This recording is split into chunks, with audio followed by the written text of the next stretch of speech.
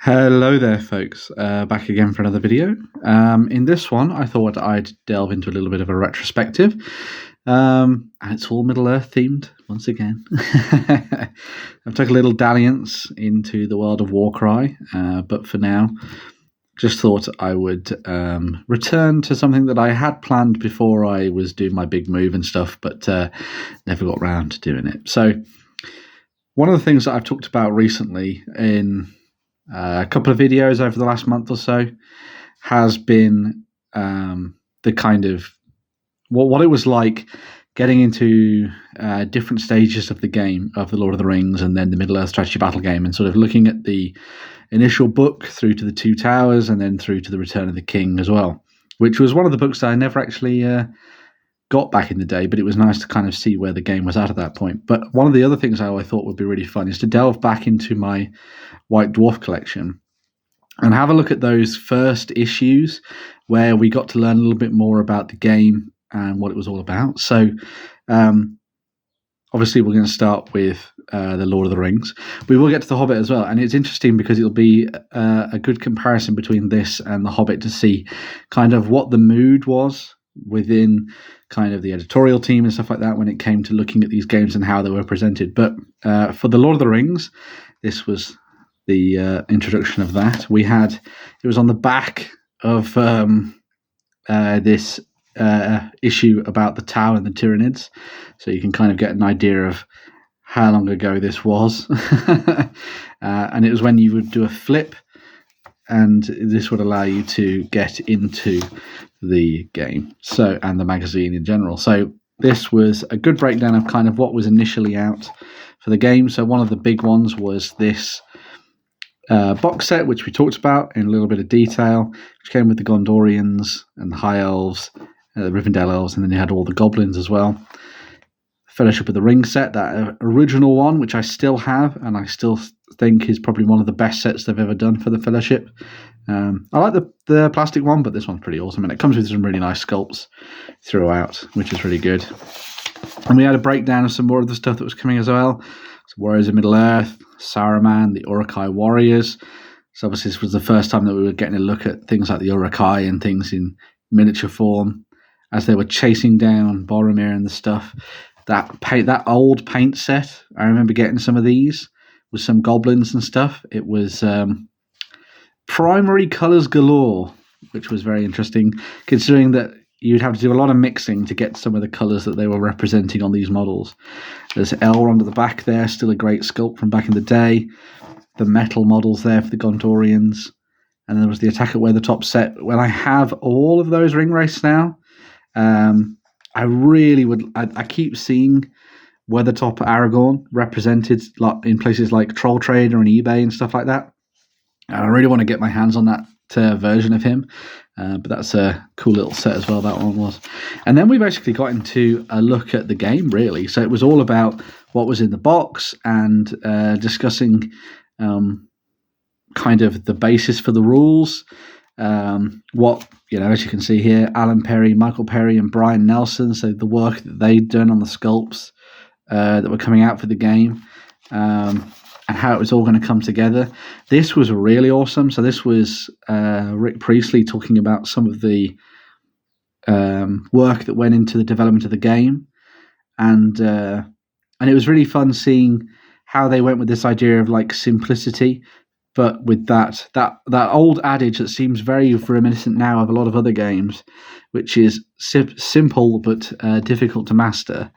It was really nice to see lots of things like name drops and stuff. So my friend Stefan Hess helped me decide. So, if you are Stefan Hess, it's really cool that you've kind of got this little nod in this issue of White Dwarf about the development of the game and how it all came together, and the decision to look at adding might and how everyone would have a similar stat line and similar way of playing. But one of the big things was then throwing in things like might, will, and fate, and how that tweak stuff. We also got this little workshop on painting those initial models that you got in the set, which was really cool. So if you picked this up and you wanted to get those, everyone else cashing in all of the rings there. This was a really awesome one. So this was a fun way for you to build Balin's Tomb if you wanted to dive in and do that. I wonder if there's anybody who's actually followed this classic tutorial in order to make that really big Balin's Tomb board. I know I have my own Balin's Tomb board that I keep saying I'm going to finish, but and I will do it at some point. But no, but this was quite an in-depth tutorial, actually. You also had some painting masterclasses on some of the characters. So you've got Aragorn and Boromir there. And then there was a really fun little battle report. And the interesting thing about the Lord of the Rings battle reports is that they were often a little bit longer than, well, in my mind anyway, than the non-ones. Because there's quite a lot of stuff that happens in a Lord of the Rings battle that you have to kind of cover, really. But this was like a fun one where the good side were trying to escape from this ambush by evil, which was kind of nice. And you've got Elrond and his sort of entourage. And then you've got the evil side, which was packed full of the orcs and goblins and everything like that, which was really nice to see. And it was good to see some more of those kits as they were sort of waiting in the wings to come out, which was cool. And you see a breakdown of the forces there and how different they were. But yeah, and it was nice because this was also a kind of breakdown of how the game would actually play as well. So you had different things in here, which are like designer's notes almost, to kind of give you an idea of how the game was working, and the way that it was developing and stuff. I really like the way that they used to write these battle reports, where it was very much kind of in the moment, which was quite nice, rather than it just being from one player's perspective and sort of like, I moved my people here. I really liked that they sort of went that extra mile with the descriptions and stuff, and kind of added a little bit of extra detail into there and stuff like that, and built on it and things. And this was, Rick versus Alessio, the mighty twosome who helped with the development of the game and bringing it to life. And it was just nice to see the game in action over so many pages of the magazine, to be honest, which was really cool. And, wow, I didn't realise that they were making the strategy battle game available in W.H. Smith of all places. That's really cool. But yeah, that was a fairly awesome introduction to, the game as it stood, and kind of getting you interested in the development of it and painting and all that kind of thing. So there's a couple of hobby articles in there, but then you've also got the design stuff and a sneak peek of what was coming and all that kind of thing as well. So it was a fairly interesting little introduction to the Lord of the Rings in White Dwarf, and it was good to see where they went with it.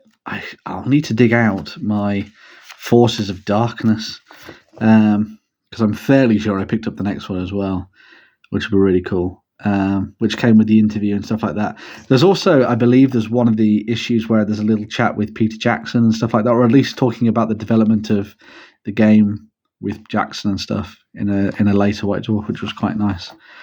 Or at least the team from New Line, anyway. But that was kind of Lord of the Rings stuff.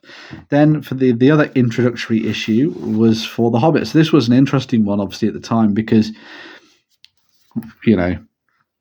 they'd shifted to this idea of doing these very, very big, thick magazines here, as you can see, very glossy. And we weren't necessarily sure what was actually going to happen with all of the stuff for the Hobbit for the longest time. And I know a lot of people were like, it was very much a will they, won't they kind of thing for Games Workshop and where they went with it. But I think they did a fairly good job on this introduction, and we'll go through it and have a look at it and stuff. But so we had a nice little introduction to the game over a couple of pages. So we had this big full feature on the Escape from Goblin Town, which was the big new set that introduced people to the game, which I still think was a really awesome set. It came with a good set of plastic miniatures for the different heroes that were really detailed. It came with the Goblin King himself, and then it also came with all the goblins as well that you would normally find from Goblin Town. The interesting thing, obviously, is, and it's something that I raised in previous videos, was this idea that it was strange looking at some of the sculpts for the evil creatures and the characters, because it almost felt as if they were very, very drawn from this kind of 3D representation of the miniatures and the renders and things like that, rather than it being done in kind of like an old-fashioned hand-sculpted, based on the prosthetic style way, which is just a bugbear of mine, really. And so you had this nice breakdown of the box, so you could get to see it there. I picked up this box a couple of years later than when it initially released, and I had really good fun with it. I think they had some really good scenarios in there. It was really good for introducing the different mechanics and stuff that they were bringing into the game with weapons and things, and the way that was developing. You also had all this really nice terrain that they built as well. And this Goblin Town terrain stuff is really good for obviously representing that. But I used it for a lot of things like Mordheim and all sorts of stuff. And you also had this big... Oh, can I get it to fold out? You had this big fold-out entry in the middle, which just sort of showed that moment where Gandalf strides into Goblin Town in that burst of light with Glamdring at the ready, and sends the goblins scattering before Thorin and the rest of the company try and escape.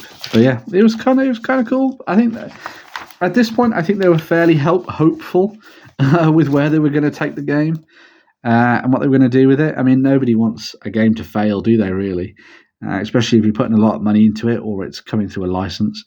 But as you can see, they did a really nice breakdown of all the characters. I mean, you didn't get this, shots of all the stuff from the Lord of the Rings when it came out, to be honest. But things obviously changed in terms of photography and publishing and things. But you also got that really nice Radagast miniature as well, which is quite cool.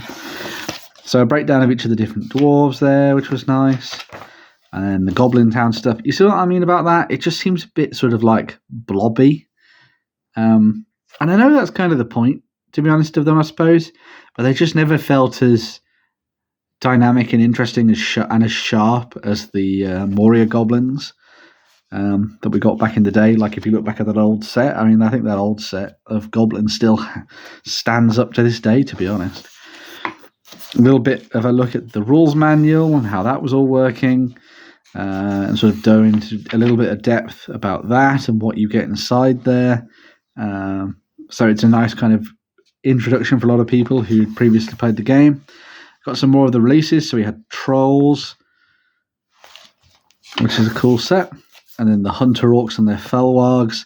Again, a lot of people looking at these going, sculpts are nice, but not really as good as the previous selection that we had. I still quite like the Wargs, though. I think the Wargs are nice, the Felwargs. The Hunter Orcs, which themselves are a bit quirky and odd. And I think a lot of people were like, not sure about the aesthetic that we're going for here, lads. But there we go. So you had Fimbul, Nazug, and then the White Council set. So, not necessarily a bad set of miniatures. I think Galadriel, Gandalf, and Elrond look fairly like their characters. But I'm not entirely... I mean, it bears a resemblance to Christopher Lee, but I just think there's something about him that doesn't quite work. I'm not sure what it is, but yeah. So they were Finecast, I believe. And there's Bolg before he wasn't Bolg. So you could tell that this was that period where they'd been told what was going to happen in the production of the film, and then things went differently. So. An interesting one for those people who were sculpting away and developing things only for things to change halfway down the line with the way that the game and the movies were going and stuff. But yeah, a very comprehensive breakdown of all the different products and what you were getting. This strange figure case that was like, hey, do you want to put all of the stuff that you've just bought into this? Yeah, sure. So you get all the stuff from Goblin Town, plus you get the 3 trolls. An interesting decision, I suppose. But, yeah. At least this came with proper paints this time. That's something you didn't get. So there's the plastic Fellowship of the Rings that was in the Mines of Moria box set. And then the Lord of the Rings source books, which were still applicable at the time. And then they kind of filled everything in with, there was 40k and Warhammer and all sorts of different stuff in there. But there are actually some more articles about The Hobbit as we flick through. So we're talking about ogres. Here we go. So we had Jervis. Hello. So Jervis did some nice stuff about the spirit of the game, and then we flip over to a battle report. So we got the Flight to Freedom, which was a big new battle report. So similar to what we've seen with the Lord of the Rings, we got one focused on the stuff that you kind of got in the starter set, plus a little bit more, obviously. And so in this one, we saw them going down to Goblin Town. And this was Adam Troke, diving in and having some fun with the game alongside Dan there, which is cool. It's really interesting because I see that picture and then I start thinking that's Damien from from SBG fame, but it's not. It's just weird sometimes seeing that and being like, oh, it's no, it's not Damien.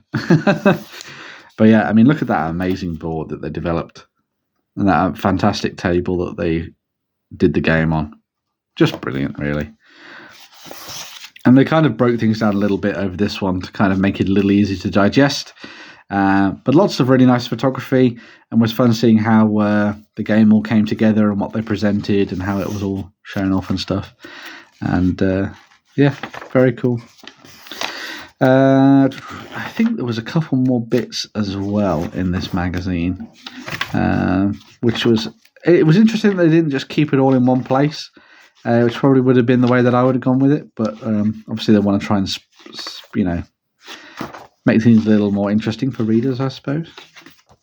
So there's the painting guides there, although they're not really. Sort of a painting breakdown of the kind of paints you'd need for the different characters that you were getting, so you could prepare yourself, and the terrain as well, actually, which is cool. I swear there was one more bit in the back of here, or maybe I dreamt it. But is it towards the back? Here we go. This was the fun little dive into this. So they started to talk about the developing and the sculpting of the miniatures. So it talks about them going to see the team from New Line and Weta and what they were doing, and coming up with ways that they could showcase the weaponry and the characters, going back and forth with the team there, and whether or not they were able to bring the vision to life and that kind of thing. And again, it was a fairly fun little article to dive into, and it kind of set the tone that maybe we were getting, maybe we were going to be getting a lot of fun stuff for this. And then obviously things started to dry up as the movie, the movies had production issues. And that obviously meant that had knock-on effects to what Games Workshop could produce. And yeah, so it was interesting seeing that they had such a relatively strong start with a fairly good selection of different miniatures.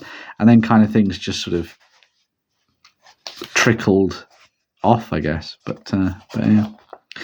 So, even though a lot of people will malign the introduction of the Hobbit to the tabletop, at least it had a fairly good White Dwarf that was packed with stuff that you could dive into and digest and things to learn a little bit more about what they were doing and where they were headed with the game. It's just a shame that the trajectory kind of veered off in an interesting direction. Obviously, things were a lot more focused for this point in history, especially because they were dedicating an entire chunk of the magazine to Lord of the Rings and making it very much like, its own big, hefty bit of it. I mean, it's not going to take up all of the White Dwarf, obviously, but it was fun that it was like, flip it over and just dive straight into the Lord of the Rings, have fun with it, which was really cool. And it felt nice that everything was dedicated to it, and you had all the page work was all very much in keeping with the rule books and the designs of the supplements and that kind of thing as well. So it really felt like they were making the most of it back at that point as well. So yeah, just an interesting look at where the games were when they first were added to White Dwarf back in the day. As always, it's nice to have a little bit of a retrospective and look back at things and see where everything came from and where it is now. Obviously, MESBG is in a good place, I'd say now. Healthy game. The rules are solid and have been solid for a long time. We're getting big box sets and stuff like that. It's obviously a shame that we didn't hear a little bit more at Warhammer Fest, but we had that very nice diorama, of course, from the folks at Forge World. Hopefully, because they said that things like their hands are tied and that kind of thing, we might be in a position where they're negotiating something big coming down the line, or maybe something else is on the horizon. Because obviously that diorama that they showed off is very tied to the Fellowship of the Ring, not necessarily Two Towers, and it feels like that was something that should have come out a couple of years ago. Obviously, we had things like the pandemic and stuff like that, which was probably a nail in the coffin for a lot of the production issues. Sorry, a lot of the production they were having, which then caused issues. That's what I meant to say. And so maybe they're doing a little bit of catch up on the Lord of the Rings side of things, but at least we got the big box sets out, and I've had fun with that. I mean, I really enjoyed Battle of Osgiliath and things. For the introduction of these two games, some fairly hefty articles, lots of interesting things in there, lots of hobby, lots of painting. Fun to hear from the designers behind the games about how it all came to life and what their plans were for it as well, which I think is always very, very important.